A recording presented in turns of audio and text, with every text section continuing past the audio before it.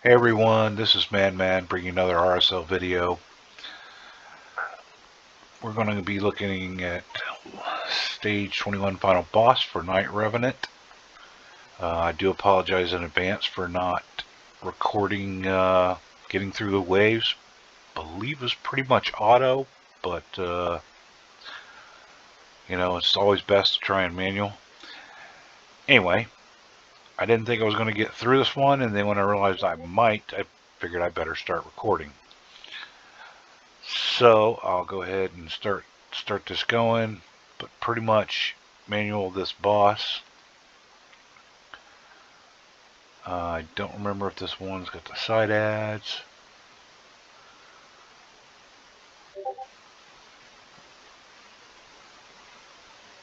But we'll just kind of let this finish running through here.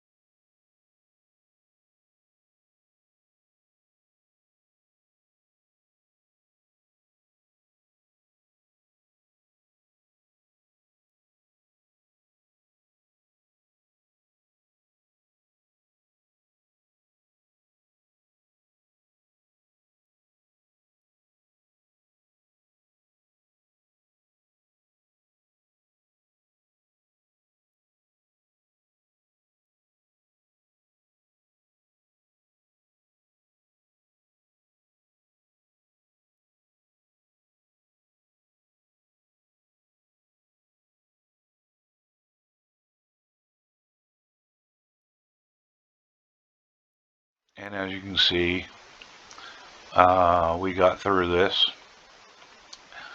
Faceless, big key for giving us the damage, as you can see. Of course, Skull Crown's providing a whole lot, especially through the waves and stuff. Doom Priest with her healing and cleanse, Rector with her healing.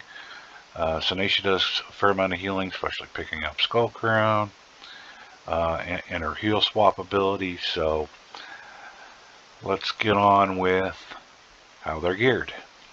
So Skull Crown, stun set, crit damage gear to give me as much as possible. Her stats,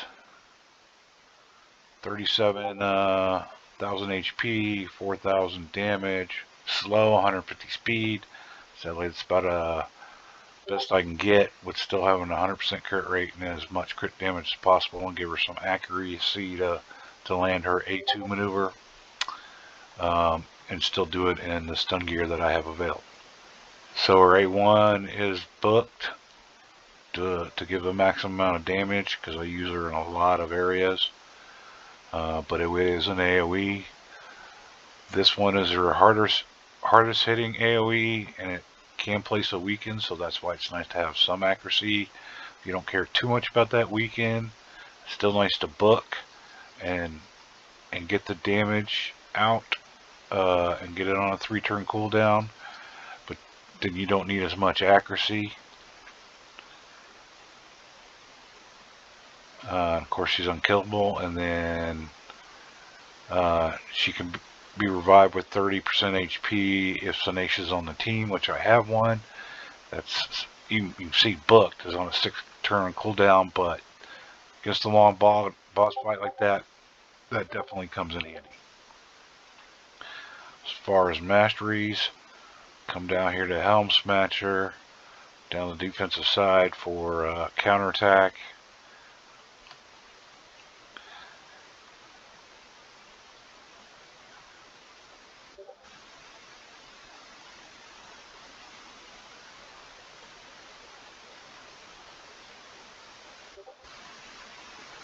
Next we have Rector Draft, defensive and support masteries, using her in Doom Tower and stuff, so I went with the resistance there. As you can see, she's only slightly booked. I got lucky and landed the Veil one. The gearing, not in super much, basically just wanted to get her accuracy up. So some perception and accuracy gear. Her total stats, almost 59,000 HP with almost 3,400 defense, 187 speed. Would like that to be around 200. And then some accuracy, but you know, she's support champion, so not trying to do a whole lot with her as far as offensive stuff going. You know, she's putting up the veil, doing the revive stuff. So next is Doom Priest. We have her in Immortal set and Stalwart. You can see all her accessories and stuff are not all booked out.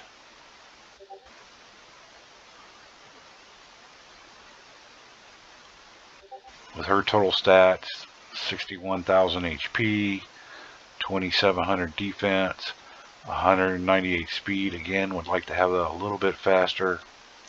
And the rest of it we don't care about. We just want her to kind of cleanse and heal, cleanse and heal, cleanse and heal. So that's why it'd be nice if she's a little faster. But just stay alive and do that cleanse and heal off of her passive. As far as her skills, a little bit booked there, and I think I just was trying to get this down to a 3-turn cooldown because that increased attack does benefit Skull Crown and Faceless. So other than that one skill, it's all about her passive there. I did give her some masteries to do a little bit of damage, since, you know, like I said, the one skill is basically boosting attack and the other one is a passive, so you probably don't really need masteries on her. She's not going to do that much damage, but to make it a little faster, make her heals a little better, we went down the support tree and let's, you know, give her a little bit of damage. But again, mastery's probably not really needed on her. Just like booking, not necessarily needed on her unless, you know, you're going to be using her further in content, or you can't get the gear up well enough. Next we got Faceless, just some partial masteries.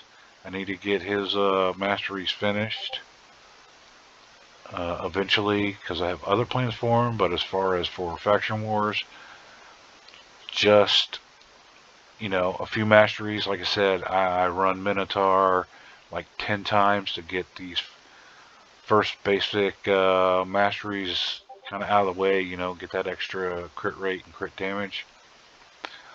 And that's about it.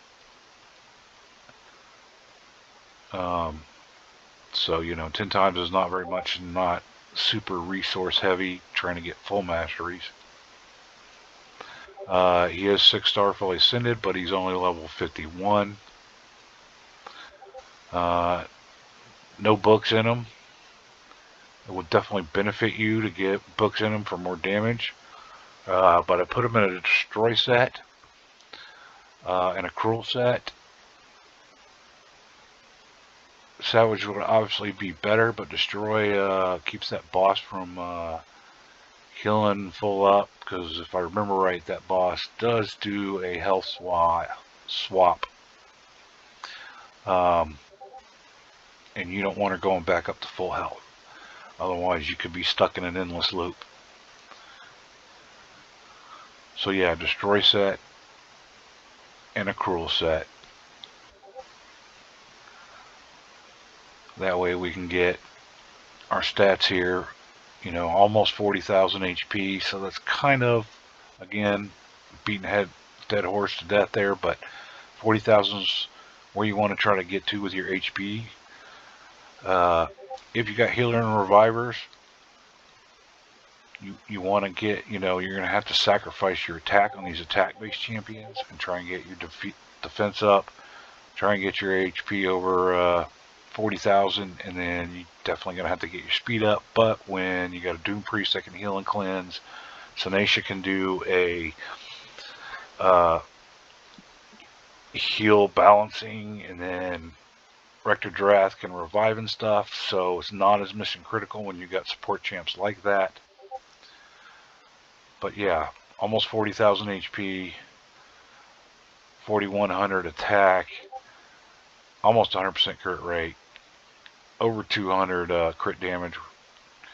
Accuracy is not as important, but it's nice to have, because he's got one of the hardest hitting A1s in the game.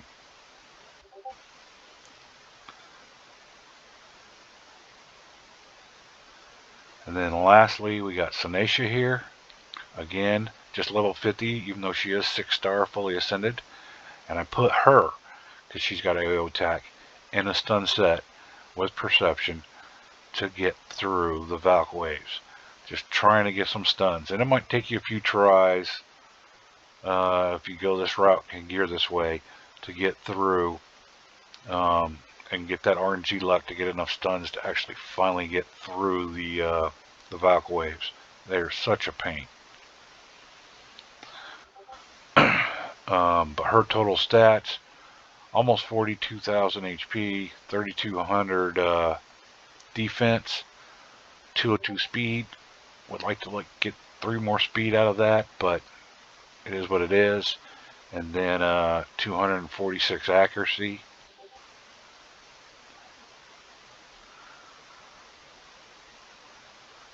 She is booked, you know, extra hit when they're below 50,000 HP. So yeah, trying to get some extra damage out of her.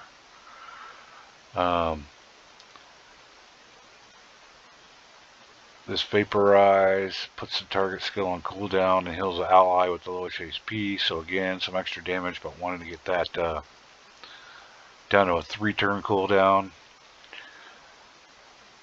Get a little extra healing. And this one, definitely want to try and get booked down because it's still 5-turn, but equalizes the HP of all allies. That comes in real handy when you're fighting the boss.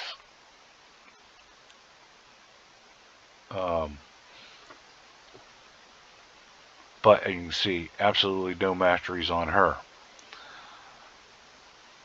So that's Night Revs.